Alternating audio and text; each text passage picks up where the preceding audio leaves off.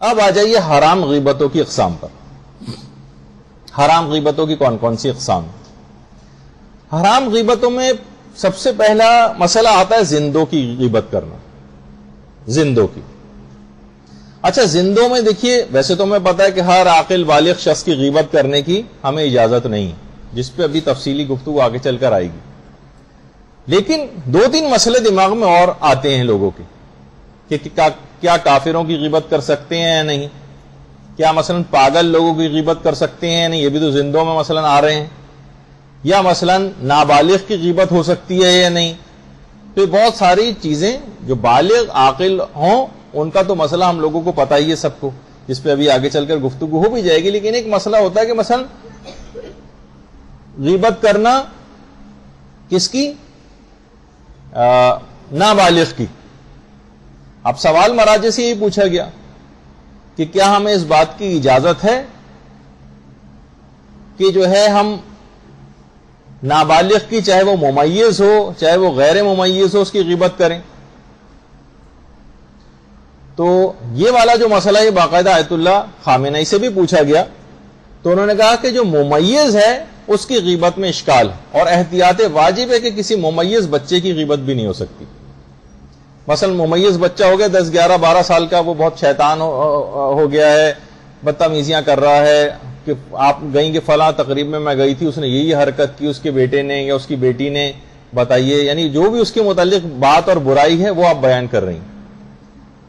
تو ممیز بچے کی غیبت احتیاط واجب کی بنا پر جائز نہیں ہے. اور یہی مسئلہ آقا سیستانی سے بھی پوچھا گیا، تو انہوں نے فرمایا کہ جائز نہیں ہے غیر مکلف کی. اچھا غیر مکلف میں نابالغ بچے بھی آ جاتے ہیں اور پاگل بھی آ جاتے ہیں، یا ایسے نفسیاتی مریض جو تقریباً پاگل پنے کے مرحلے پر ہوتے ہیں، وہ غیر مکلف ہیں، یعنی ان کے اوپر تکلیف شرعی عائد نہیں ہوتی. کہا کہ اگر جائز نہیں ہے اگر وہ ممیز مثلا نابالغ جو ہے، اگر کوئی ممیز ہے اگر وہ اس سے متاثر ہو سکتا ہو، یعنی اس کو بھی برا لگ رہا ہے کہ میرے متعلق وہ بدنام ہوا جا رہا ہے لوگوں میں، اس کو برا محسوس ہے. آپ کو پتا ہے تربیت اولاد کی جو گفتگو ہماری انشاءاللہ کبھی آئے گی اس میں ذکر کریں گے کہ بچے بہت زیادہ سینسیٹیو ہوتے ہیں اپنی عزت نفس کے معاملے میں. کسی بھی بڑے آدمی سے کبھی بھی ان کو یہ نہ سمجھیے کہ اس کی عزت نفس نہیں. کسی کے سامنے اگر آپ نے بچے کو کچھ مار دیا یا ڈانٹ دیا، بچے کے اس دل کے اوپر انتہا سے زیادہ اثر ہوتا ہے. بچہ اگر کسی مثلا محفل میں گیا ہے، سب لوگ باپ کو سے ہاتھ ملا رہے ہیں، بچے سے ہاتھ نہیں ملا رہے، بچہ مائنڈ کر رہا ہوتا ہے. وہ باپ کو کھانے کی پلیٹ دی جاتی ہے، بچے کو نہیں دی جاتی، وہ باپ کی پلیٹ سے کھاتا ہے، بچہ مائنڈ کرتا ہے. سب لوگ باپ سے مل رہے ہیں، اس کی طرف نگاہ ہی نہیں کر رہے، وہ نیچے کھڑا ہو کر دیکھ رہا ہے، اسے بہت برا محسوس ہو رہا ہوتا ہے. تو بہت ساری چیزیں ایسی ہیں، بہت ساری چیزیں. تو فرمایا کہ اگر وہ متاثر ہو رہا ہے اس سے، اس کو برا محسوس ہو رہا ہے، تو پھر آپ کو اجازت نہیں ہے کہ اس کی جو ہے وہ غیبت کرے. البتہ ہمارے مرحوم مراجع میں سے آیت اللہ خوئی جو تھے وہ کہتے تھے کہ جو غیر ممیز ہے اس کی غیبت جو ہے وہ کی جا سکتی ہے، البتہ ممیز بچے کے نہیں ہو سکتی. اور شیخ جواد تبریزی جن کی اس سے پہلے تقلید ہوتی بھی تھی، اب تو خیر نہیں ہوتی، نہ ان کی طرف کوئی رجوع کرتا ہے، لیکن بہرحال ان کا بھی ایک مسئلہ یہ تھا کہ اگر توہین ہو رہی ہے اس کے اپنے گھر والوں کی، یعنی اگر بچے، بلکہ اگر کوئی نابالغ غیر ممیز بھی اگر ہے اور اس کی غیبت آپ کرنے جائیں گے، اس کی برائیاں آپ بیان کریں گے تو ان کے گھر والوں کو اذیت پہنچے گی، تو اس کی وجہ سے بھی اس کام سے اجتناب کرنا پڑے گا. تو بہرحال آپ نے دیکھا کہ چھوٹے بچوں کے لحاظ سے بھی، یا جو پاگل حضرات ہوتے ہیں، پاگل ویسے تو دیکھا جائے یہ جو پاگل، جیسے کسی شخص نے آ کر کہا کہ یا رسول اللہ فلاں شخص جو ہے ہم نے دیکھا رستے میں وہ پاگل، بلکہ شاید یہ تھا روایت کے اندر کہ پیغمبر جا رہے تھے اور دیکھا کہ لوگ ایک شخص کے پاس جمع ہیں، لوگ، پیغمبر نے پوچھا کیا ہو رہا ہے یہاں پر، کہا کہ ایک پاگل ہے جو یہاں پر کھڑا ہوا، میں نے مختلف حرکتیں کر رہا ہے. پیغمبر نے کہا یہ شخص تو ایک بیماری میں مبتلا ہے.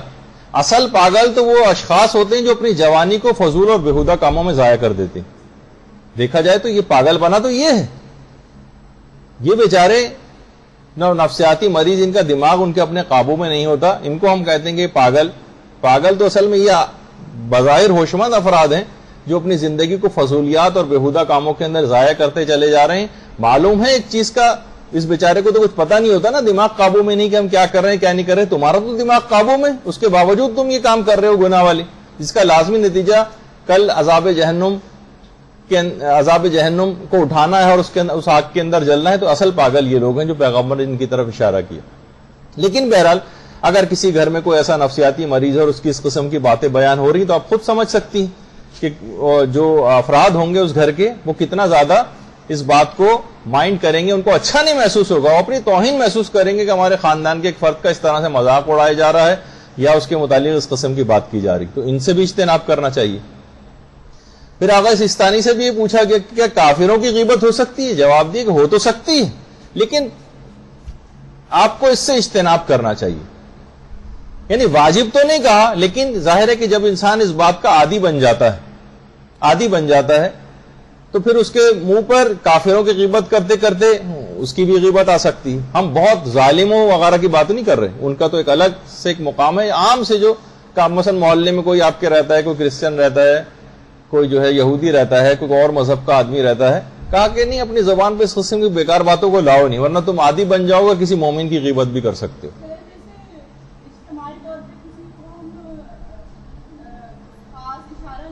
اب وہ ابھی سب چیزیں آئیں گی، سارے پہلو، جبھی تو 3 گھنٹے کی نشست بنے گی. آپ اگر آخر میں دیکھیے گا آپ کے سوال کا جواب نہیں آئے تو پھر آپ پوچھ سکتی ہیں، لیکن تقریباً تمام باتیں جو ابھی آپ سوال پوچھ رہی ہیں خود ہی گفتگو میں آگے چل کر اپنے مقام پر آنے والا ہے. تو ہم اس ترتیب سے گفتگو کریں تو زیادہ مناسب ہوگا. تو اگر ہم اشارہ کر بھی نہیں رہے ہیں، یہ والا مسئلہ بالکل ایک آگے چل کر آنے والا ہے. اچھا، اب یہ تو تھا زندوں کی غیبت. زندوں کی غیبت میں پاگلوں کا تذکرہ آیا تھا ہمارے پاس، اور نابالغ کا تذکرہ آیا، کافروں کا تذکرہ آیا. اب حرام غیبتوں کی اقسام میں دوسری قسم بنتی ہے مردوں کی غیبت کرنا. مردوں کی، جو لوگ مر گئے، کیا ان کی غیبت ہو سکتی؟ تو دیکھیے مردوں کی غیبت بھی جائز نہیں، اور 4 وجوہات علماء نے بیان کی ہیں کہ جس کی وجہ سے مردوں کی غیبت نہیں کرنی چاہیے. پہلی وجہ تو یہ ہے کہ کیونکہ مردے اب زندوں کی غیبت نہیں کر سکتے، تو زندوں کو بھی چاہیے، جو بیچارہ اپنا دفاع بھی نہیں کر سکتا، آپ کو بھی کچھ نہیں کہہ سکتا، اتنے مجبور اور لاچار شخص کے لیے برائی کے الفاظ ہم کیوں نکالیں؟ تو بہرحال مردے کیونکہ زندوں کی غیبت نہیں کر سکتے تو زندوں کو بھی چاہیے کہ وہ مردوں کی غیبت نہ کریں. دوسری چیز یہ کہ مردوں سے زندے فائدے حاصل کرتے ہیں. فائدے، اس کو دیکھ کے ہمیں آخرت کی یاد آتی ہے، ہم دنیا سے ہمارا دل اچاٹ ہوتا ہے، ہم گناہوں سے بچنے کی چاہے تھوڑی دیر کے لیے کیوں نہ صحیح، چند دنوں کے لیے کیوں نہ صحیح، ایک فکر ہمارے اندر پیدا ہوتی ہے جو ہمیں اتنا اپنی موت سے اتنا فائدہ پہنچا کر جاتی. ان کی غیبت کرنا یہ بالکل بھی مناسب نہیں، کیونکہ مردوں سے زندے فائدے حاصل کرتے ہیں. جس سے انسان فائدہ حاصل کر رہا ہے انہی کی برائی کرے، یہ انتہائی شقاوت والی بات. تو ایک تو اخلاقی حکم یہ بھی. تیسری چیز یہ ہے کیونکہ مردوں کی غیبت کرنے سے زندوں کو تکلیف ہوتی.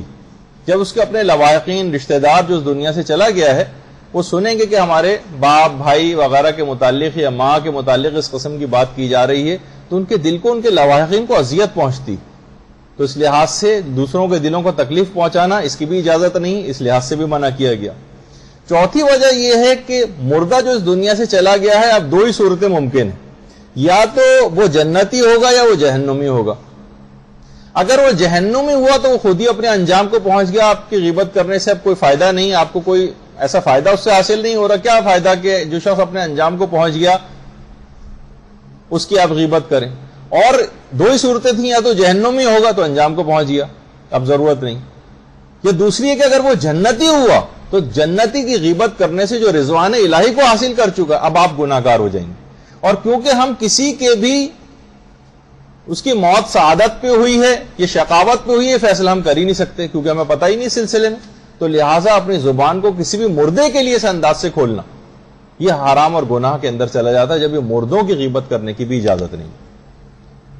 کہتے ہیں نا کہ تھی تو وہ خاتون چلی گئیں لیکن اپنی بہو کو بڑا ستایا ہوا تھا انہوں نے، مثلا بعد میں لوگ ذکر کرتے ہیں، چلیں بہرحال خدا مغفرت کرے لیکن بہت انہوں نے یہ کام کیے ہوئے تھے. نہیں، اس طرح سے بھی کہنے کی اجازت نہیں. اچھا، پھر اس کے بعد حرام غیبتوں کی اقسام میں اگلی قسم آتی ہے بدن کی غیبت کرنا، غیبت بدن. مثلا کسی کو موٹا کہہ دینا غیبت میں. اچھا وہ صاحب وہ جو بہت موٹے سے نہیں، اس کی اس طرح کرنے کی اجازت نہیں. کسی کو چھوٹا قد کیا ہونے کی وجہ سے اس کے لیے کوئی اس قسم کے الفاظ استعمال کرنا، یا کوئی بہت لمبا ہے تو اس کے لیے کچھ اس قسم کے الفاظ کہنا.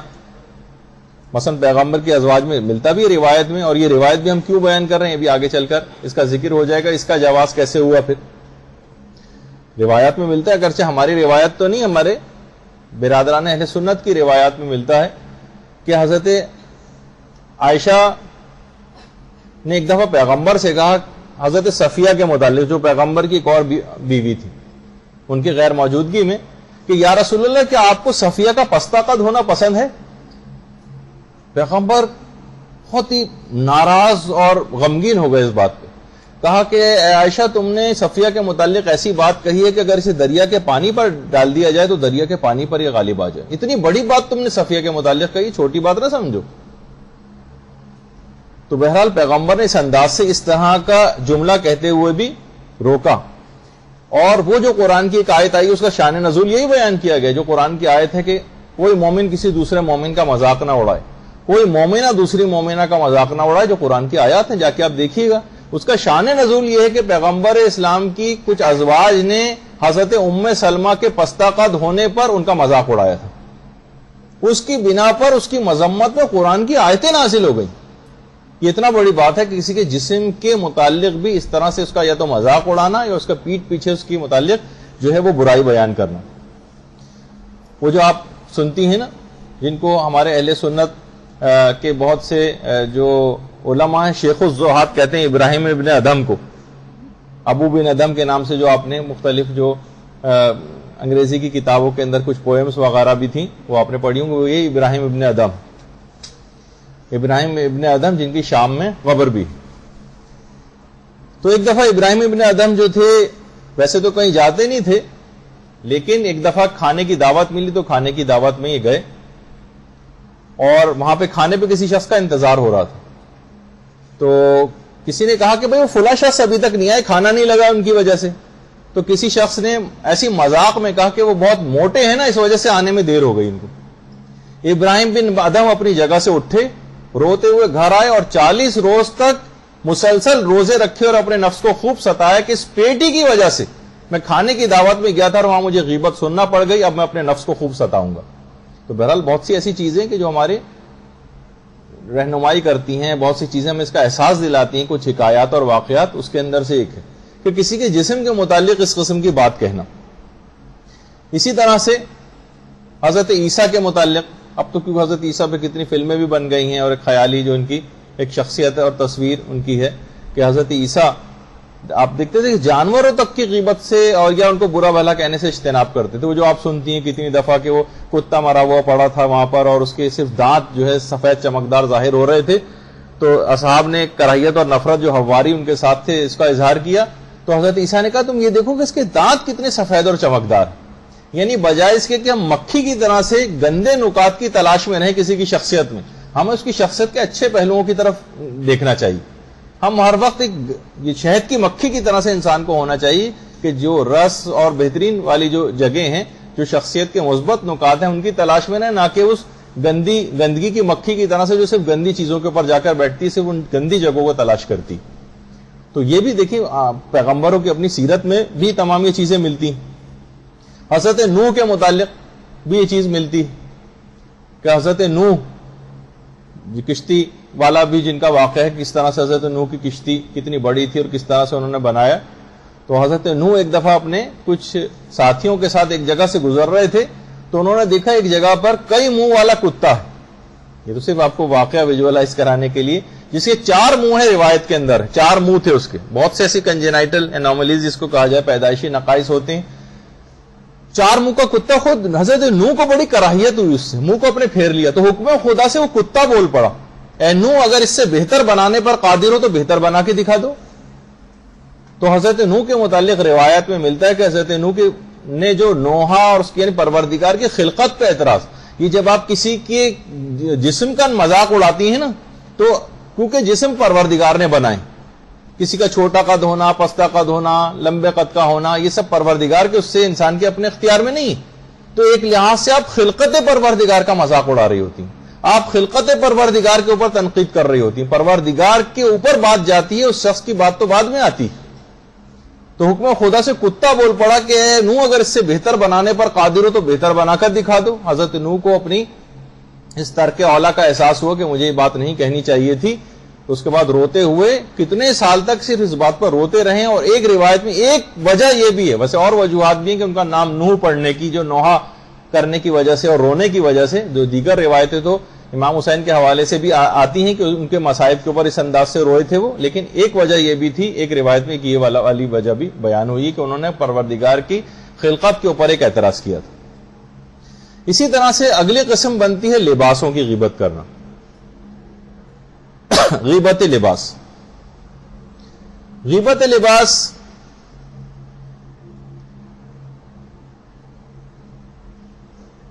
کہ کسی بھی شخص کے متعلق اس قسم کی بات کہنا کہ بھائی اس کو دیکھو, اس کو تو کپڑا پہننے کی کوئی تمیز نہیں. ان خاتون کا آپ نے دیکھا تھا کل کیسا لباس پہن کر اس کے اندر آئی ہوئی تھی فلاں تقریب کے اندر. تو اس طرح کی بھی کوئی بات بیان نہیں کی جا سکتی.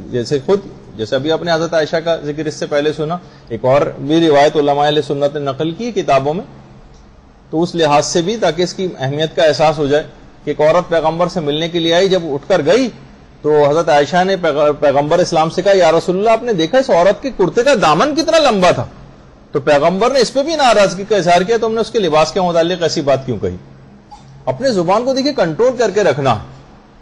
یہ جو شتر بے مہار کی طرح سے آزاد چھوڑا ہوا ہے نا, ہر چیز پر تنقید, ہر چیز پر تنقید, ہر چیز پر تنقید, مثبت اور ویسی اگر تنقید ہو کوئی اصلاح کے لیے, اس کا بھی آگے چل کے موارد آئیں گے. لیکن بس ایسی جو ہم اپنی دل بستگی کے لیے لوگوں کے اوپر ہر وقت اعتراض کرتے رہتے ہیں, کچھ نہیں تو اس کے لباس پہ اعتراض کرنا شروع کر دیا.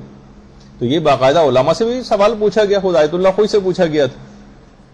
اور عمومی اس کو میں بنا کر ظاہر پیش کرتا ہوں کہ بہت سے لوگ نا مختلف مستحبات کو ترک کر رہے ہوتے ہیں. مثلا کوئی نماز جماعت اگر پڑھنے نہیں جا رہا تو اس کی غیبت کریں, بھائی دیکھیے وہ نماز جماعت پڑھنے نہیں جاتا, یا فلاں جو ہے وہ مکروہات فلاں کام انجام دیتا ہے, یا مباحات ہی کے متعلق کہ اس نے دیکھا کہ کتنے چیپ قسم کے کپڑے پہنے ہوئے تھے.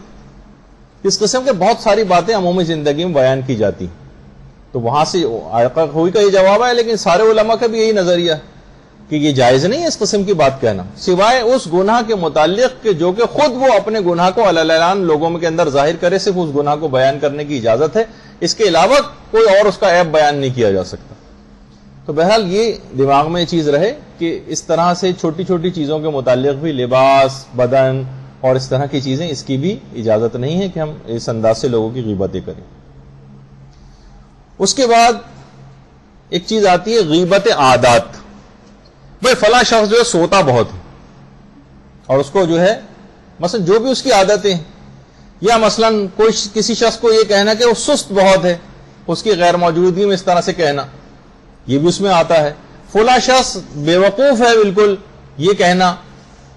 کوئی بھی اس قسم کی جو اس کی عادتوں کے اندر چیزوں, جیسے زیادہ سونا, زیادہ سست ہونا, یا بہت سے لوگ کہتے ہیں بھائی فلاں شخص جو ہے بیوی کا جورو کا غلام ہے. بیوی کا غلام اکثر مائیں جس انداز سے ان کی غیر موجودگی میں کہہ دیتی ہیں.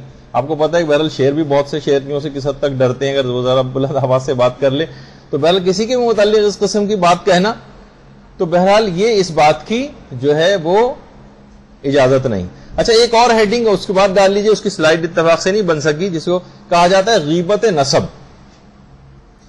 مثلا بہت سے بزرگ حضرات کہتے ہیں ارے بھائی ان کو فتو میں جانتا ہوں, ان کے والد جو ہے نا وہ فلاں, جو ان کے پردادا تھے وہ قصائی تھے, ارے یہ تو نائی تھے, انڈیا میں ہم نے دیکھا ہے کہ فلاں اس نسل سے ہیں لوگ. اب وہ شخص, وہ اس کے لیے عیب سمجھا جا رہی ہے یہ چیز, وہ معاشرے کے اندر بدنام ہو رہا ہے, اس کا وقار کم ہو رہا ہے. وہ ٹھیک ہے اس کے باپ دادا پردادا پتہ نہیں کیا اس زمانے میں کرتے تھے, یا جو بھی ان کا نسب تھا, وہ اس کو اب ظاہر کرنا, جس کو سن کر وہ معاشرے کے اندر اس کا مقام کم ہو رہا ہو, اس کی توہین اور تذلیل ہو رہی, اس انداز سے باتیں بیان نہیں کی جا سکتی, چاہے وہ نسب کی کوئی ایسی خرابی کہ جو اس کے نقص شمار ہوتی ہو, یا جو اس کا شخصیت کا عیب سمجھی جائے, اس کو بھی کرنے کی اجازت نہیں. اسی طرح سے کسی کی شخص کی عبادات کی غیبت کرنا. وہ شخص, میں تو گئی تھی ان کے گھر, اتنے دن رہ کر آئی, میں نے تو دیکھا کہ ان کے گھر میں تو کوئی نماز ہی نہیں پڑھتا ہے. اب ظاہر دیکھیے نماز کا معاملہ ایسا نہیں کہ کوئی کھلم کھلا لوگوں سے کہتا پھرے کہ بھائی میں نماز نہیں پڑھتا. لوگ شرمندہ ہوتے ہیں, کچھ بھی ہوتے ہیں, پخر نہیں پڑھتے, لیکن آپ کیونکہ رہ کے آئی ہیں, آپ کو پتہ چل گیا کہ مثلا وہ لوگ نماز نہیں پڑھتے. اب پورے خاندان میں آپ آ کر بتا رہی ہیں کہ ان کے گھر میں کوئی نماز نہیں پڑھتا. کسی شخص کی عبادات کے لحاظ سے کوئی نقص یا غیبت, یا میں دیکھا کہ وہ تو بالکل آخر وقت میں نماز پڑھتی ہے مثلا, تو بہت ساری چیزیں ایسی ہیں کہ جن کا خاص طور پر اس بات کا خیال رکھنا چاہیے کہ اس طرح کے الفاظ ہماری زبانوں پر نہ آئیں. شیخ سعدی شیرازی، ان کی شیراز میں قبر بھی ہے، ان کی کتابیں بھی اردو میں بھی کتنی شیخ سعدی کی ہیں. شیخ سعدی خود فرماتے ہیں کہ ایک دفعہ مسجد میں گیا اپنے والد کے ساتھ، تو نماز شب کا وقت تھا. میں نے دیکھا کہ مسجد میں لوگ سو رہے ہیں، تو میں نے اپنے والد سے کہا کہ والد گرامی کیا ہی اچھا ہوتا کہ یہ لوگ بھی دیکھیے پڑھے سو رہے ہیں، کیا ہی اچھا ہوتا کہ یہ لوگ نماز کے لیے اٹھتے. تو شیخ سعدی فرماتے ہیں کہ میرے والد نے کہا سعدی کاش تو بھی ان سوتے رہ جانے والے اشخاص میں سے ہوتا، کم سے کم غیبت سے تو محفوظ رہتا. دیکھیے بہت سی اخلاقی اور فقہی مسائل کو میں ملا کر پیش کر رہا ہوں. ہر چیز فقہی مسئلہ نہیں ہے گفتگو میں، آج اخلاقی لحاظ سے بھی بہت سی چیزوں کو منع کیا جائے گا. تو بہرحال کیونکہ زبان جب بہت عادی ہو جاتی ہے نا اس طرح کی چیزوں کی، تو پھر وہ ڈیفرینشیٹ نہیں کر پاتی کہ کہاں مجھے رک جانا ہے، کہاں مجھے بولنا ہے اس چیز کو. تو زیادہ تر شخصیات کے متعلق ڈسکشنز کرنے سے اپنے آپ کو بازی رکھیں تو زیادہ مناسب، سوائے اس کے کوئی بہت مصلحت اور حکمت پائی جاتی ہے اس کے اندر. تو بہرحال اس طرح سے شیخ سعدی کو ان کے والد نے منع کیا کہ کسی کی اس طرح سے غیبت نہیں ہو سکتی، کسی کی عبادات کی غیبت. اسی طرح سے غیبت معاصی، جس وقت یہ سلائیڈیں نہیں چلتی تھی آپ اور یہ فیسلٹیز ہمارے پاس نہیں ہوتی، جب میں بیان کرتا تو اکثر نوٹس میں لکھا ہوا آتا تھا غیبت معاصی، معاصی کی غیبت کی اجازت، معاصی نہیں یعنی گناہوں کی غیبت کی اجازت کی بات ہو رہی، معاصی. تو یہ بھی شیخ سعدی نے کئی جملہ ہے، یہ شیخ سعدی کی قبر ہے. شیخ سعدی فرماتے ہیں ایک دفعہ میں نے اپنے استاد سے اپنے ایک ہم درس کی شکایت کی، اپنے کلاس فیلو کی، کہ استاد محترم فلاں میرا جو ہم درس ہے کلاس فیلو وہ مجھ سے حسد بہت کرتا ہے. تو میرے استاد نے کہا کہ اے سعدی اگر حسد اس کے لیے حرام ہے تو کہ غیبت تمہارے لیے جائز ہو گئی ہے. تو کہا کہ اس بات کو سننے کے بعد استاد کی بات کا مجھ پہ اتنا اثر ہوا کہ پھر میں اس گناہ سے باز آیا. تو بہرحال اچھا ایک اور بھی بات، بہت سارے افراد یہ کہہ دیتے ہیں کہ ہم جو ہیں بہت ہی آگے بڑھ کر ہم اس کے منہ پہ، بہت سے لوگ منہ پھٹ ہوتے ہیں اور برائی جو ہے وہ منہ پہ بھی کہہ دیتے ہیں. یہ نہیں کہ ہم منہ پہ کہہ سکتے ہیں تو ہم منہ پہ بھی کہہ دیا ہم نے کیونکہ ہم منہ پھٹ بہت ہیں تو ہر ایک کی عزت کو اس طرح سے تار تار کرتے رہے ہم، نہیں، اس کی بھی اجازت نہیں. یہ دل آزاری کے اندر آ جاتا ہے. جو گناہ کبیرہ ایک الگ طرح کا، غیبت والی بات میں تو نہیں جائے گا لیکن یہ دوسرے گناہ کبیرہ میں چلا جائے گا. مومن کے دل کو تکلیف اور اذیت پہنچانا، اس کا بھی خیال رکھنا چاہیے. جیسے کہا جاتا ہے نا، اگرچہ روایت اتنی مضبوط نہیں ہے لیکن ہمارے بہت سے مسلمان فرقوں کی کتابوں میں روایت پائی جاتی، وہ یہ ہے حجر اسود کے متعلق. دیکھیں ابھی جو حجر اسود ہے یا حجر اسود جسے کہا جائے، حجر اسود جو اس وقت ہے وہ چند ٹکڑوں کے اوپر مشتمل ہے اور کالے رنگ کا پتھر ہے. کیونکہ ٹکڑوں پر مشتمل اس وجہ سے کئی دفعہ باقاعدہ ہتھوڑے اور کلاڑے مار مار کے توڑا جا چکا ہے. اس کو 3 سے 4 دفعہ تو حجر اسود یہاں سے غائب ہو چکا ہے. 70 سال تک، 30 سال تک یہ خانہ کعبہ سے باہر بھی رہے، لوگ اکھاڑ کے لے جاتے تھے. یمن میں پتہ نہیں 30 سال تو یمن میں رہا ہے.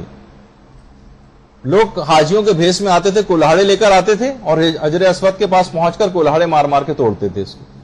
تو اب یہ کچھ پیسز لگے رہ گئے ہیں اس حجر اسود کے اندر جو آپ کو ویسے نظر نہیں آتے لیکن اس تصویر کے اندر ان کو نمایاں کیا ہوا ہے. کالے رنگ کا پتھر، اس کا رنگ کالا کیوں ہوا، اس پہ 5 6 7 الگ الگ روایتیں. کچھ کہتے ہیں کہ گناہوں کی کالا کس کے اوپر منتقل ہو گئی. پہلے ہجر ابیض کہلایا جاتا ہے، جنت کا پتھر ہے. کیونکہ بہت سی روایتوں میں تو اس پتھر کو ایک فرشتہ بھی کہا گیا. یہ خالی پتھر نہیں ہے بلکہ ایک فرشتہ ہے جو لوگوں کے ایمان اور اخلاص کی گواہی دے گا میدان قیامت میں. لیکن ایک روایت یہ بھی کہ اصل میں سفید رنگ کا پتھر تھا جنت میں. جنت سے جب حضرت آدم کو نکالا گیا تو جنت کی ہر چیز آدم کے فراق میں روئی. حجر اسود نے کہا، جو اس وقت تو اسود نہیں تھا، یعنی کالے رنگ کا نہیں تھا، سفید تھا، کہا کہ پروردگار جس نے تیری نافرمانی کی، ترک اولا کے معنوں میں جس نے تیری نافرمانی کی ہو، میں اس کے اوپر اس پہ افسوس کرنے کے لیے تیار نہیں. ایک لحاظ سے منہ پھٹ طریقے سے جو ہے اس پتھر کا جملہ جو ہے کچھ روایت کے اندر نقل ہوا، جو کہ بہت سند کے اعتبار سے اتنی زیادہ مضبوط تو نہیں، لیکن اخلاقیات و مواعظ میں چل جاتی ہیں ایسی روایتیں بیان کرنا. تو پروردگار کو بھی زیادہ منہ پھٹ ہونا پسند نہیں آیا. کہا کہ آدم کے چہرے پر اس ترک اولا کے نتیجے میں ایک سیاہی سی آ گئی تھی. پروردگار نے اس پتھر کی سفیدی آدم کے چہرے کو دے دی، کیونکہ آدم تو نادم اور پشیمان ہوئے تھے اور توبہ انہوں نے کی تھی، اور آدم کے چہرے کی سیاہی پتھر کے اوپر منتقل کر دی گئی. تو اس وجہ سے یعنی بہت سی وجوہات میں سے ایک وجہ یہ بھی بیان کی جاتی ہے کہ اس کے کالے ہونے کی. تو بہرحال وہ مجھے بات بیان کرنا یہاں پر تھی کہ بہت سے لوگ اپنے منہ پھٹ ہونے کی وجہ سے لوگوں کی توہین و تذلیل سے باز نہیں آتے. غیبت تو نہیں کر رہے لیکن ایک اور گناہ کے اندر گرفتار ہو جاتے ہیں. اس کی بھی اجازت نہیں. ذرا ہر ایک کی عزت اور مقام کا ایک خیال ہونا چاہیے. یہ جتنے بھی دیکھیے انسانی نفسیات بھی جتنے بھی تحقیق کی گئی ہے، جتنے جرائم میں جو افراد ہوتے ہیں جو جیلوں میں قید ہوتے ہیں، ان سب کا جب نفسیاتی تجزیہ کیا گیا تو ان سب کی بچپن کے زمانے میں انتہا سے زیادہ توہین و تذلیل کی گئی. بچپن ہی سے یہ چیز ہو جاتی. کبھی استاد توہین و تذلیل کر رہا ہے، کبھی ماں توہین و تذلیل کر رہی، کبھی باپ توہین و تذلیل کر رہا ہے، تو انسان ایک لحاظ سے توہین و تذلیل سے عاری ہو جاتا ہے. پھر ٹھیک ہے وہ بڑے بڑے گناہ کرے گا، جب اسے توہین کا کوئی یعنی توہین پروف ایک لحاظ سے ہو جائے گا، اس پہ کوئی اثر ہی نہیں ہو رہا. اتنے لوگ پہلے بے عزتی کر چکے ہیں. جو کہتے ہیں نا کہ بھائی عزت تو آنی جانی شے ہے، پیسہ پاس ہونا چاہیے، اکثر جو ایک نعرہ بھی لگنا شروع ہو گیا سیاست دانوں میں، بڑا مشہور. تو بہرحال تو بہت سی چیزیں اس طرح سے لوگوں کے اندر ہو جاتی. تو باتیں تو بات سے بات نکلتی چلی جائے گی، لیکن بہرحال بس یہاں تک اس بات کو اب اگلے پوائنٹ پر آتے ہیں. پھر غیبتوں کی اگلی قسم بنتی ہے صراحتاً غیبت کرنا. صراحتاً، صراحت کہتے ہیں بالکل نام لے کر کسی کا نام لیا جائے اور اس کے ساتھ اس کی کوئی برائی بیان کی. جیسے کہا جاتا ہے تو صراحتاً بالکل واضح طور پر آپ نے غیبت کی. ایک تو قسم یہ بنتی. ایک اور اسی قسم بنتی ہے جسے کہتے ہیں غیبت حکایتاً، یا نقل وغیرہ اتار کر. بھائی کل میں ان کے ہاں گئی تھی اور مثلا اگر کوئی شخص حقلا ہے تو حقلا کر آپ نے اس کی نقل اتاری کہ لوگوں کو پتہ چل گیا اچھا فلاں کی بات آپ کر رہی ہیں. کوئی شخص مثلا توتلا ہے، اس کی آواز میں آپ نے بنا کر بولا. کوئی شخص جس طرح سے چلتا ہے اس کے چلنے کی انداز کی نقل اتار کر چیز بیان کی. اگرچہ بہت سے علماء اس کے قائل ہیں کہ نقل اتارنے سے غیبت والا گناہ نہیں ملتا، البتہ توہین کا گناہ ملتا ہے، جو کہ الگ ایک گناہ کبیرہ. لیکن بہرحال اس سے بھی اجتناب کرنا چاہیے. اور بہت سے پوچھا بھی گیا خود علماء اور مراجع سے کہ کیا ہم کوئی ایسی حکایت بیان کرنا، کسی کی آواز مذاق کے طور پر کسی کی آواز نکال کے بتانا، کہ کسی قوم کا کوئی خاص لہجہ ہے، اس لہجے کے اندر مثلا ہم گفتگو کر رہے ہیں اور لوگوں کو ہنسی آ رہی ہے، اور وہ کوئی ایسی جگہ ہو جس کی ہم وہ آواز اور نقل اتار رہے ہوں، جیسے اکثر یہ کامیڈین حضرات مختلف علاقوں کے اعتبار سے نقل اتار رہے ہوتے ہیں. اگرچہ ہمارا مقصد اہانت کرنا نہیں ہے، یا کسی خاص شخص کی توہین یا پوائنٹ آؤٹ کرنا بھی مقصد نہیں ہے کہ ہم کس کی بات کر رہے ہیں. ہمارا مقصد تو فقط یہ ہے کہ انٹرٹینمنٹ ہے اور ایک لطف لینے کے غرض سے ہم ایک چیز بیان کر رہے ہیں، اس طرح کی نقل اتارنا. تو آقا کوئی کا جواب ہے اور دیگر مراجع کا یہ کہ بذات خود تو اس کے اندر حرج نہیں ہے کوئی، سوائے اس کے کہ کسی خاص جگہ کے مومنین کی ہتک اور توہین سمجھی جائے، اس موقع پر اس کی اجازت نہیں ملے گی. یعنی وہ ٹھیک ہے بعنوان حکایت یا نقل کے اعتبار سے آپ کو حرام اور گناہ میں آپ نہیں پڑھ رہے ہیں، یا غیبت وغیرہ کی حد تک بات نہیں بھی جائے، تب بھی توہین کے زمرے کے اندر بات جا سکتی. اور آپ کیا سمجھ رہی ہیں کہ اگر ہم غیبت سے بچ جائیں تو ہمیں کیا توہین کی اجازت مل جائے گی؟ توہین خود اسی کے تقریباً برابر کا ہے، شاید اس سے بھی زیادہ جو ہے وہ بڑا گناہ کبیرہ. تو ایک میں سے نکل کے دوسرے کے اندر گرفتار ہو جائیں، یہ کہاں کی عقل بندی؟ تو آپ کو حدیں پہچاننی چاہیے. کہیں اگر پہ غیبت نہیں بھی شمار ہو رہی ہے اور توہین شمار ہو رہی ہے تب بھی آپ کو اجازت نہیں ملتی. پھر اس کے بعد اگلی قسم بنتی ہے غیبت اشارتاً غیبت کرنا. اشارتاً یعنی قرائن سے لوگ جان لیں، آپ نام تو نہیں لے رہی لیکن ایسے طریقے سے آپ بات بیان کر رہی ہیں کہ لوگ فوراً بات تک پہنچ رہے ہیں کہ اچھا فلاں کے متعلق گفتگو کر رہی ہیں، یہ فوراً لوگوں کو پتہ چل جائے. مثلا کسی کا نام فاضل ہے، کوئی صاحب ہے جن کا نام مثلا فاضل ہے، علماء نے مثال بیان کی تو میں بھی کر رہا ہوں، اور جب ان کا ذکر نکلے تو آپ کہیں کہ بھائی لوگ نام کے فاضل ہوتے ہیں، اصل میں جاہل ہوتے ہیں. ایسے فاضل بہت سے ہم نے دیکھے جو فاضل ہونے سے زیادہ جاہل ہیں. مثلا اب کیا ہے، لوگ سمجھ کے اچھا ان فاضل صحابی کا تذکرہ بھی ہو رہا تھا، اگرچہ آپ نے براہ راست نام نہیں لیا، اور اس طرح سے باتوں کے اندر الفاظ کی گورکھ دندا میں ڈال کر اور اپنی بات کو بیان کر دیا، لوگ سمجھ گئے کہ آپ نے ان کی مذمت کی. تو بہرحال اس طرح کی کوئی بھی بات کرنا یہ مناسب نہیں ہے، یہ نہیں کرنا چاہیے، یہ گناہ اور حرام کے اندر بھی جا سکتا ہے. تو اشارہ بھی نہ ہو، چاہے واضح طور پر چاہے اشارے کے طور پر. اسی طرح سے کہا جاتا ہے کہ تعریضاً غیبت کرنا. مثلا بظاہر کسی کا حال بڑا اچھا ہے لیکن کبھی اس کا ذکر نکل آئے، اگرچہ آپ ایک ایسا جملہ استعمال کریں کہ اس شخصیت پہ کوئی بات نہیں کی، نہ آپ نے اس شخصیت کی طرف اشارہ کیا، لیکن لوگ خود بخود سمجھ گئے کہ آپ کس کی بات بیان کر رہی ہیں. مثلا ان کا ذکر نکل آیا اور آپ کو یہ بیان کرنا ہے کہ فلاں کنجوس بہت ہے، اپنی ذات سے اس چیز کی نفی کر دینا. مثلا کسی شخص کا ذکر نکلا کسی خاتون کا، آپ میں خدا کا شکر ہے کہ میں کنجوس نہیں ہوں. بھائی ذکر کسی کا تھا اور آپ ہی کہہ رہیں گے میں کنجوس نہیں ہوں، اس کا مطلب لوگ فوراً ریلیٹ کریں گے اچھا فلاں صاحبہ بڑی کنجوس ہے.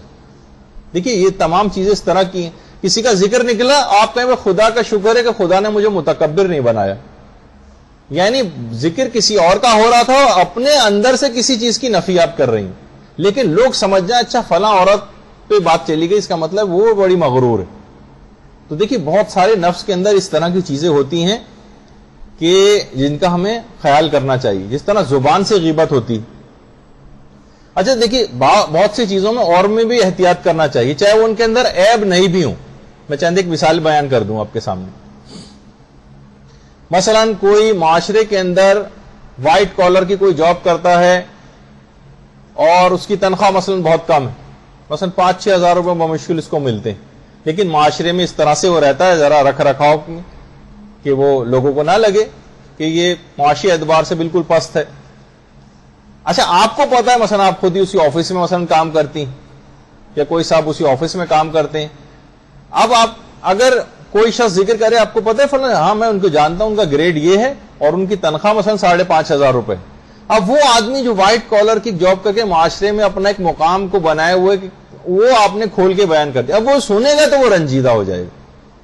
اگرچہ اس کے اندر کوئی عیب نہیں تھا، کوئی گناہ کی بات بھی نہیں تھی، آپ نے کوئی جھوٹ بھی نہیں بولا ہے، لیکن وہ سنے گا تو رنجیدہ ہو جائے گا. جو پیغمبر نے بھی ایک تعریف بتائی تھی کچھ اس سے قریب ترین یہ تعریف ہو جاتی کہ اگرچہ کوئی عیب تو نہیں تھا لیکن آپ نے ایسی بات اس کی بیان کی کہ وہ سنے تو رنجیدہ ہو جائے کہ معاشرے میں نے ایک اسٹیٹس اس طرح سے بنایا ہوا تھا، اس نے 2 منٹ میں جا کے مجھے بالکل اتنے نیچے پوسٹ کے اوپر لے جا کے اور لوگوں کے سامنے کہ میرا مقام، آپ کو پتا ہے نا لوگ آج کل مقام اور مرتبہ جو دنیاوی پوسٹ ہوتی ہے اسی سے ہی پہچانتے ہیں اور لوگوں کی عزتیں کرتے ہیں، تو وہ اس کے معاشرے میں پوزیشن متاثر ہوگی اس سے. یا مثلا آپ کو 100% پتا ہے، اور خواتین کے معاملے میں بہت سی چیزیں کتنی سینسیٹیو ہو جاتی ہیں، آپ کو پتا ہے کہ اس لڑکی کی شادی ہونے جا رہی ہے، اس کی صحیح عمر کیا ہے، اور کہیں تذکرہ ہو رہا ہے کہ بھئی فلاں صاحب جو ہے اپنے بیٹے کی شادی اس سے کر رہے ہیں، اور آپ سچ بولنے پر آ جائیں. نہ یہ کوئی صحیح کسی کی صحیح اور سچی عمر بتانا، نہ یہ حرام ہے، نہ کوئی گناہ ہے، نہ کوئی اس کے اندر یہ عیب پایا جاتا تھا، لیکن وہ نہیں چاہتے کہ بھئی اس کی جو صحیح ڈیٹ آف برتھ اور یہ عمر جو ہے تاکہ لوگ اس سے کوئی ان کے رشتوں کے اندر کوئی رکاوٹ ڈلنے لگے. تو بہت سی چیزیں عیب اور گناہ تو نہیں ہے، لیکن معاشرے میں لوگوں کو نقصان پہنچانے والے اس طرح کے سچ ہیں، ان سے بھی آپ کو اجتناب کرنا چاہیے. اسی طرح سے بہت سی بیماریاں ایسی ہوتی ہیں لوگوں کو نہیں بتانا چاہتے بہت سی، لیکن آپ کو وہ چیز پتا، آپ کہیں گے بھائی میں نے اگر بیماری بتائی بھی تو بیمار پہ تو اتنے زیادہ خدا کے انعامات ہوتے ہیں، میں نے بتا بھی دیا کہ فلاں صاحب کو یا صاحبہ کو بیماری کسی کو، تو کون سے گناہ اور حرام کی بات کر دی. ٹھیک ہے اس لحاظ سے تو کوئی عیب تو نہیں ہے وہ کہ شخصیت کا کوئی ایسا عیب کوئی گناہ کہ جس کو ہم کہیں کہ یہ غیبت میں جا سکتا ہو، لیکن بہرحال یہ کہ اس طرح کی کوئی چیز بیان کرنا کہ وہ سنے گا تو رنجیدہ ہو جائے گا. اس نے نہیں بتایا ہوا اپنی بیماری کے متعلق کسی کو، تو آپ کون ہوتی ہیں بتانے والی. تو ہم دیکھیے وہ یہ سب غلطیاں کہاں ہو رہی ہیں جب ہم نے شخصیات کے چکر میں پڑ جاتے ہیں. ہمارا بہترین مشغلہ لوگوں کی شخصیات اور عزتوں سے کھیلنا رہ گیا. کسی کی صحیح عمر بتا رہے ہیں، کسی کا صحیح عہدہ بتا رہے ہیں، کسی کی مثلا کسی کی بیماریاں بتا رہے ہیں، اس کی شخصیت کی بہت سی ایسی چیزوں کو بتا رہے ہیں کہ جو اس میں پائی نہیں جاتی. جیسے میں نے ایک دفعہ بہت پہلے آپ کے سامنے ذکر کیا تھا، استاد محسن قرتی کہتے ہیں لوگ اس انداز سے اپنی بات کر رہے ہوتے ہیں لوگوں کی شخصیات کے متعلق. ایک دفعہ میں وہ اکثر اب بھی بسوں سے سفر کرتے ہیں. ایران میں علماء اور بہت سے مراجع اب تک بسوں میں سفر کرتے ہیں. تو اور وہاں کوئی عیب کی بات نہیں سمجھی جاتی, اور ظاہر ہے وہاں کا ویسا ماحول بھی نہیں. استاد محسن قرتی کہتے ہیں میں بس اسٹاپ پہ کھڑا ہوا تھا تو میرے آگے 2 افراد کھڑے ہوئے تھے جو میرے متعلق بات کر رہے تھے کہ تم نے دیکھا کہ پیچھے محسن قرتی کھڑے ہوئے. دوسرا کہنے لگا ارے کیا بات کرتے ہو, محسن قرتی یہاں پر بس اسٹاپ پہ آ کر کھڑے ہوں گے, ان کے پاس تو اتنی گاڑیاں اور اتنے گھر ہیں. کہہ رہے میرے متعلق بات کر رہے ہیں وہ, اور وہ اس طرح کی باتیں بیان کر رہا ہے جو مجھ میں پائی نہیں جاتی. نہ وہ مجھے جانتا ہے نہ کچھ ہے. کہتے تم کیا بات کرو, محسن قرتی تو انتہائی امیر آدمی. تو دیکھیے اس طرح کی ہم لوگوں کی شخصیات کے متعلق بات کرتے ہیں, اس میں 99% باتیں اکثر غلطی ہوتی. تو بہرحال وہ اپنی جگہ پر ہے. تو اس طرح کی بھی کوئی چیز کہ زبان سے کسی کی اس طرح, چاہے وہ اس میں نہ بھی جائے غیبت میں, لیکن بہت سے لوگوں کے اس طرح کے راز ہوتے ہیں عمر کے متعلق, ان کی صحت کے متعلق, ان کے عہدے اور تنخواہ کے متعلق, اس قسم کی باتیں یہ بیان نہ کریں. اچھا, اسی طرح سے یہ بھی پوچھا گیا علماء سے کہ اگر ہم کسی شخص کا آپس میں بعض اوقات ہم نا وہ کرنے لگتے ہیں مقابلہ, ایک شخص کا دوسرے شخص سے جب کمپیئر کرتے ہیں, آپس میں موازنہ کرتے ہیں, تو کہتے ہیں بھائی فلاں شخص جو ہے نا وہ ان سے زیادہ قابل ہے, وہ ان سے زیادہ پڑھا لکھا ہے, وہ ان سے زیادہ افضل ہے, وہ ان سے زیادہ علمیت رکھتا ہے. اس قسم کی باتیں کہ کسی صفت کی اس میں سے ایک شخص کو کم کر رہے ہوتے ہیں, ایک شخص کو آگے بڑھا رہے ہوتے ہیں. تو جو شخص خود بخود کم ہو رہا ہے اس تعریف کے نتیجے میں, تو کیا کہیں یہ غیبت تو نہیں ہے؟ تو آقا خوئی نے کہا اور دیگر علماء کا بھی یہ نظریہ کہ ویسے تو اگر اس طرح کا جو آپ آپس میں لوگوں کا موازنہ کر رہے ہیں, اس میں اگر کسی کی توہین اور تذلیل یا تنقیص یا کسی کو گھٹانا آپ کا مقصد نہیں تو ٹھیک ہے, پھر اس طرح کا مقابلہ کیا جا سکتا ہے. یعنی اس طرح سے کسی کی فضیلت بیان کرنا کہ دوسرے کی توہین نہ ہو. مثلا آپ کہیں بھائی وہی شخص فلاں جو ہیں عالم, بس وہی عالم ہے پوری کراچی میں, باقی تو سارے ڈفر اور بیکار. نہیں, یہ حرام اور گناہ کے اندر یہ چیز چلی جائے گی. یعنی اس سے خود بخود آپ نے سارے علماء کی توہین اور تذلیل کر دی. کہا کہ بس وہ جو ہے بس وہ پرفیکٹ ہیں, باقی سب بالکل بیکار ہیں. اس طرح نہیں کر سکتے. لیکن کسی کو کہ بھائی وہ جانتا ہوں واقعی ان سے تو بہت ہی مشکل ہے کہ کوئی ان سے علم میں اتنا زیادہ ہو, یا ان جیسا تو میں نے کوئی عالم دیکھا ہی نہیں آج تک. تو اس میں کسی کی توہین و تذلیل نہیں ہو رہی, کسی کو آپ کم اور نہیں کر رہی ہیں اس کا مرتبہ معاشرے میں, تو اس حد تک تو بات کی جا سکتی ہے. لیکن جہاں توہین اور تذلیل والی بات آ جائے وہاں پر اس کی اجازت نہیں ملے گی. اس کے بعد اگلی حرام غیبتوں کی اقسام میں چیز جاتی ہے کان کے ذریعے غیبت کرنا. کان المستمع شریک المخطاب, غیبت کا سننے والا بھی ایسے ہی ہے جیسے غیبت کا کرنے والا. وہ غیبت کرنے والے کے ساتھ شریک ہے. یہ جو مسلمان کا بھائی جو مردہ بھائی کا گوشت بھبوڑ کر کھا رہا ہے, اس کے سننے والے کان پر بھی اس کا خون لگا ہوا ہے. تو بہرحال یہ بات یاد رکھ لیجئے کہ غیبت کا سننے والا بھی ایسا ہی ہے جیسے غیبت کا کرنے والا. جیسے ایک صاحب تھے بھی, انہوں نے ملتا ہے یعنی آج ہی کل کے دور میں شاید وہ زندہ بھی ہوں, ان کا طریقہ کار تھا جب بھی کوئی غیبت کسی کی سنتے تھے, مثلا کوئی برائی ان سے کسی شخص کی بیان کر رہا ہے, تو فوراً کہتے تھے ہاں وہ تو آپ بتا رہے ہیں کہ وہ ایسا ہے لیکن ہے تو وہ جنتی. اچھا, جو آدمی غیبت کر رہا ہوتا ہے ایک دم سے رک جاتا ہے, یہ آپ نے کیسے کہا کہ وہ جنتی ہے؟ کہا اس وجہ سے کہ آپ کے نامہ اعمال میں اس کی برائیاں آ گئی اور آپ کی نیکیاں اس کے نامہ اعمال میں ٹرانسفر ہو گئی, وہ تو جنتی ہو گیا. اب دوسرا شخص کو فوراً بریک لگ جاتے ہیں جملہ سنتے ہی, یعنی وہ غیبت سے اس طرح سے روکتے تھے جی ہاں آپ صحیح کہہ رہے ہیں لیکن ہے جنتی. کہتے وہ کیسے؟ وہی اس وجہ سے کہ تم نے نیکیاں وہاں ٹرانسفر کر دی اپنی. اب دوسرا خود بخود اس غیبت کے گناہ سے, یعنی غیبت کان میں گئی اور اس نے اس کا دفاع کر کے اس کو روک دیا.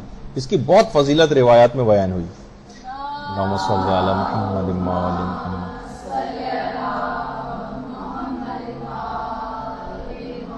تو دیکھیے کانوں میں اس طرح سے سرگوشیاں کرنا, غیبتیں کرنا, اس کے ذریعے بھی جب یہ سننے والا ایسا کان سامنے ہوتا ہے تو پھر تو آدمی غیبت میں آگے بڑھتا ہے.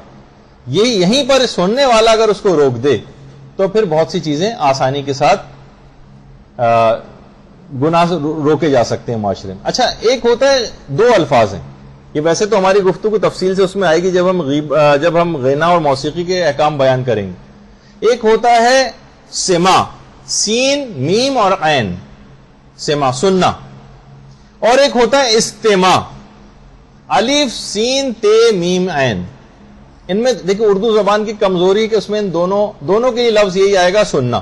سما کو بھی سننا کہیں گے، استماع کو بھی سننا کہیں گے، کسی چیز کا کان میں جانا آواز.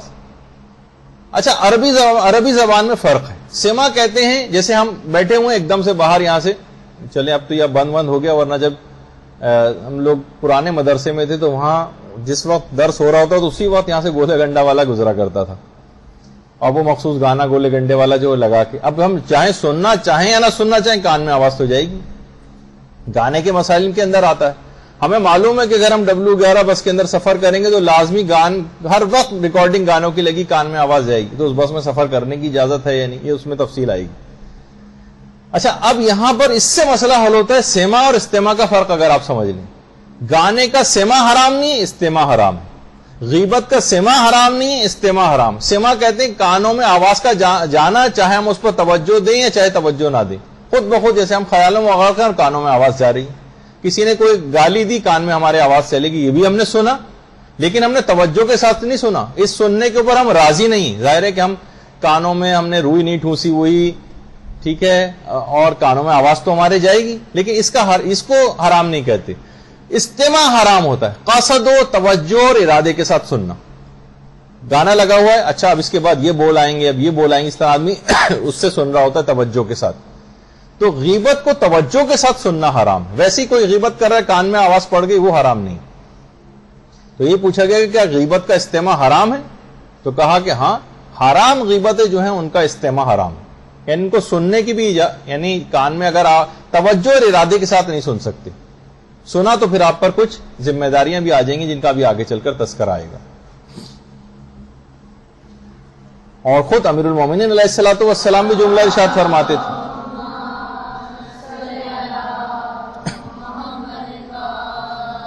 کہ السامع للغیبت احد المغتابین، غیبت کا سننے والا بھی غیبت کرنے والے ہی کی طرح سے، وہ بھی انہی میں سے ایک. تو بہرحال اس کا دماغ میں رہے کہ سننے والا معاملہ بھی بالکل ایسے ہی ہے، یعنی اس کو آپ یہ نہیں کہہ سکتی بھائی میں تو خاموش بیٹھی سن رہی تھی وہاں پر، نہیں، اس کی اجازت نہیں. اچھا ابھی آگے چل کر ایک فقہی حکم بھی بیان ہوگا کہ بہت سے بوڑھے حضرات، بہت سی مائیں وہ ذکر کر رہے ہوتے ہیں، اور آپ کے ظاہر ہے کہ حرام اور جو ہے غیبت ہو رہی ہوتی ہے اس وقت، نہ ان کو روک سکتے ہیں نہ وہ اس بات کو سمجھ سکتے ہیں. اب ہم کیا کریں، ہماری ذمہ داری کیا ہے، ابھی آگے چل کے یہ والا مسئلہ بھی بیان ہوگا. اچھا چاہے سننے والے پر اس کا کوئی اثر منطبق ہو رہا ہو یا منطبق نہ بھی ہو رہا ہو، اس پہ کوئی اثر مرتب ہو رہا ہو نہ ہو رہا ہو سکتا ہے اس کی نگاہ میں اس جس کی ہم غیبت کر رہے ہیں کوئی توہین اور تنقیص بھی نہیں ہو رہی، بس وہ سمپل طریقے سے سن رہا ہے. تو کہا اس سے بھی کوئی فرق نہیں پڑتا. کان میں اگر توجہ ارادے کے ساتھ آپ کی آواز جا رہی ہے تو چاہے جو سننے والا ہے جس کو ہم غیبت سنا رہے ہیں اس پہ کوئی اثر مرتب ہو یا نہ ہو، اس قسم کا کوئی بھی عیب کسی مومن کا اس کے سامنے بیان نہیں ہو سکتا. اس سے کوئی فرق نہیں پڑتا کہ اس پر کوئی چیز اثر انداز ہو رہی ہے یا اثر انداز نہیں ہو رہی. اچھا اب یہ بھی ہے، جیسے وہی مسئلہ تقریباً اتنا ہی ہے لیکن میں وہ بیان کر دوں جو زیادہ علماء سے پوچھا گیا، آغا سیستانی سے پوچھا گیا، ویسے سب کا بھی یہی نظریہ ہے کہ ہم مدد بھی نہیں کر رہے ہیں اس کی کوئی، اور غیبت ہمیں سننا پڑ رہی ہے. اب ہمارے پر کیا واجب، اس جگہ کو چھوڑ کر چلے جائیں یا اس جگہ بیٹھے رہیں یا خاموش رہیں، کیا ہماری ذمہ داری. تو بہرحال الگ سے بھی یہ مسئلہ پوچھا گیا ہے کہ بہت سے بوڑھے افراد ایسے ہوتے ہیں جو نہیں سمجھ رہے ہوتے، نہیں سن رہے ہوتے، بس وہ اپنی جھونک میں، مثلا بوڑھی ماں ہے وہ ایک بیٹے کے سامنے دوسرے بیٹوں کی برائی کر رہی ہے، ایک بیٹی کے سامنے دوسری بیٹی کی جو ہے وہ برائی کر رہی ہے، سوائے اس کے کہ وہ جائز غیبتوں کے اقسام میں اگر جا رہا ہو کہ کوئی مدد لینا مقصد ہو تو پھر ایک الگ بات ہے. لیکن ویسے اگر صرف ایک دل بستگی کے لیے برائی کرنا، اور وہ سن بھی نہیں رہے ہوتے ہیں، اگر وہ سمجھانا بھی چاہیں کہ اماں یہ غیبت ہو رہی ہے تو وہ اور بولنا شروع ہو جائیں گے، آپ کے خلاف بھی بولیں گے پھر، لیکن وہ کسی صورت باز نہیں آئیں گے. تو آغا سیستانی نے بھی یہ جواب دیا اگر ان کو روکنا ممکن ہو تو روکیں، لیکن اگر وہ نہیں روک رہے ہیں تو اس جگہ سے اٹھ کر چلے جائیں. اور اٹھ کر جانا اگر ان کی توہین شمار ہو رہا ہے، تذلیل شمار ہو رہا ہے، تو پھر جو ہے اس کی طرف بالکل توجہ نہ کریں. اور کچھ علماء کہتے ہیں کہ اس موقع پر اظہار تنفر کرنا ضرور واجب ہوتا ہے، جو ہم انشاءاللہ امر بالمعروف اور نہی عن المنکر کے جو مسائل بیان کریں گے نا اس میں پوری تفصیل کے ساتھ وہ چیز آئے گی کہ اس موقع پر اس گناہ چاہے ہم کچھ نہیں بھی کر پا رہے ہیں اس گناہ کے مقابلے میں، تو کم سے کم جو چیز واجب ہوتی ہے اظہار تنفر واجب ہو جاتا ہے. اس کے کون کون سے طریقے ہوتے ہیں اس موقع پر اس گناہ سے بچنے کے، وہ واجب ہو جاتا ہے اظہار تنفر کرنا. خاموشی سے صرف بیٹھے رہنا نہیں ہوتا، ایسا انداز اختیار کرنا ہوتا ہے کہ لوگوں کو پتہ چل جائے کہ آپ اس چیز کے خلاف ہیں. تو بہرحال وہ ایک اس کی الگ تفصیل آئے گی. تو کبھی ایسا کوئی موقع آ جائے تو یا تو اٹھ کر چلے جائیں وہاں سے، یا پہلے تو روکیں، نہیں رک سکتا تو اٹھ کر چلے جائیں، ورنہ وہیں بیٹھے ہوئے اس کے اوپر توجہ نہ دیں یا اظہار تنفر کریں، جو کہ انشاءاللہ اپنے موقع پر اس کی تفصیل بھی بیان ہوگی. اس کے بعد 13ویں قسم بنتی ہے دل سے غیبت کرنا. دل سے، اچھا دل سے غیبت، جیسے میں نے دیکھی بہت سی چیزیں اس میں یہ کہہ رہا ہوں کہ میں اخلاقی طور پر بھی بیان کر رہا ہوں، چاہے وہ غیبت کی اس لحاظ سے تعریف پہ پوری نہ اتریں لیکن اخلاقی طور پر تعریف پہ پوری اتر سکتی. دل سے غیبت کیا ہے؟ مثلا یا ایھا الذین آمنوا اجتنبوا کثیرا من الظن ان بعض الظن اثم، کہ اے ایمان والو لوگوں کے متعلق بدگمانی سے بچو، کیونکہ اکثر جو اس طرح کے گمان ہوتے ہیں نا وہ گناہ ہوتے ہیں. تو دماغ کے اندر ہم بہت سے لوگوں سے جو بدگمانی کر رہے ہوتے ہیں، ان سے دلوں میں جو کینہ بٹھایا ہوا ہوتا ہے، ایک لحاظ سے ہم اپنے دل ہی دل میں ان کی برائی کر رہے ہیں. وہ کینہ جو ہے اصل میں وہ برائی ہے لوگوں کی جو دل میں بیٹھتی چلی جا رہی. تو اپنے دل سے کینے کو نکالنے کا بھی ایک طریقہ ہے، وہ ویسے تو اپنے مقام پر تفصیل آئی لیکن مختصراً ابھی، کہ جس سے بھی کینہ اور دشمنی اور نفرت دل میں محسوس ہو. ایک طالبہ نے کسی نے سوال کیا بھی تھا جو میں نے جوابات خیر رکھوا دیے ہیں نیچے ریسیپشن پہ، وہ لے سکتی ہیں وہاں. تو اس میں بھی یہ تھا کہ کسی سے اگر ہمیں نفرت ہے اور وہ نفرت کسی طور پر کم نہیں ہو رہی دل میں تو کیا کریں؟ تو اس کا ایک حل ہے کہ اس کے لیے روزانہ پابندی کے ساتھ نیکی اور خیر کی دعا کرنا شروع کر دیں. اس کے لیے روز دعائیں کریں. انتقال کر چکا ہو تب بھی اس کے لیے دعا کریں کہ اس کے وہاں درجات بلند ہو، اس کے گناہ وہاں پر جو ہے وہ معاف ہوں، اسے کوئی عذاب نہ ملے یا کوئی بھی اس طرح کی. تو خود بخود اب زیادہ عرصے بھی نہیں کرنا پڑے گی آپ کو دعا، ایسے تو ساری زندگی جاری رکھیے، لیکن یہ کہ کچھ ہی عرصے میں اس کے آپ کے دل سے ان کا کینہ نکل جائے گا. تو یہ جو دل میں کینہ ہوتا ہے یہ مسلسل بیٹھتا جا رہا ہے دل کے اندر، اور یہ ایک لحاظ سے ایک برائی، آپ ایک لحاظ سے اندر ہی اندر اس کی برائی بیان کر رہی ہوتی ہے، جسے غیبت دل کہا جاتا ہے. دل کے لحاظ سے کسی کی غیبت کرنا. اچھا اعضاء و جوارح سے غیبت کرنا، ہاتھ یا بدن کے اشارے سے، وہ تو بھی ہمارا ویسے بھی تذکرہ آ گیا. اس کے بعد 15ویں قسم بنتی ہے، چاہے ہم زبان سے نہ کریں قلم سے غیبت کریں. جیسے اپنے جھوٹ میں سنا تھا کہ چاہے قلم سے لکھ کر بھی بھولا جائے، جیسے بہت سارے افراد بہت اپنی جو ہے وہ بایوگرافیز وغیرہ لکھتے ہیں، یادداشتیں مرتب کرتے ہیں، اور اس کے اندر دوسرے لوگوں کی کتنی برائیاں لکھ کے چلے جاتے ہیں، ان کے عیب لکھ کے چلے جاتے ہیں کہ بھائی بالکل فرینک باتیں انہوں نے لکھی ہیں، اور بہترین کتاب ان کی اس وجہ سے بک بھی رہی ہے کہ جس میں اس طرح کی چٹپٹی چیزیں نہ ہو تو کتاب کون خریدے گا. تو اس طرح سے قلم کے ذریعے غیبت کرنا یہ بھی غیبت میں ہی شمار ہوتا ہے.